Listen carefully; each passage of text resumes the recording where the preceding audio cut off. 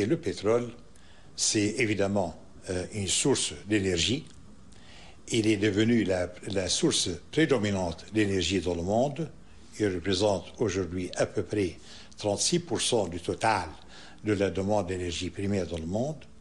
Il va le rester longtemps avant de céder la place à d'autres sources d'énergie. Mais le temps presse. On cherche fébrilement des sources d'énergie alternatives car les réserves de pétrole s'épuisent, inéluctablement.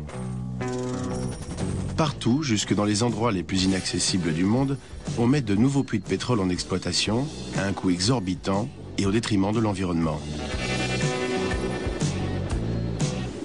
Mais le pétrole ne sert pas uniquement à faire tourner les moteurs et les chaudières.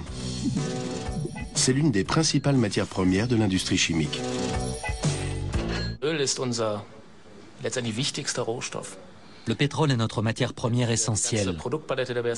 Si vous regardez l'ensemble de la gamme de produits que nous fabriquons, vous constaterez qu'ils sont faits en très grande majorité à partir du pétrole.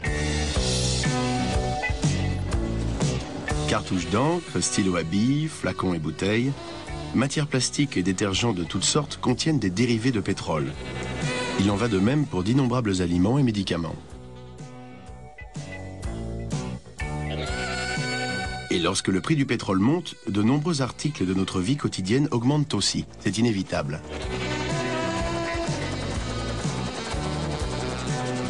Le pétrole est pour moi synonyme d'un liquide noir et sale, dont l'extraction et le transport sont nuisibles à l'environnement et dont la combustion détériore en plus le climat.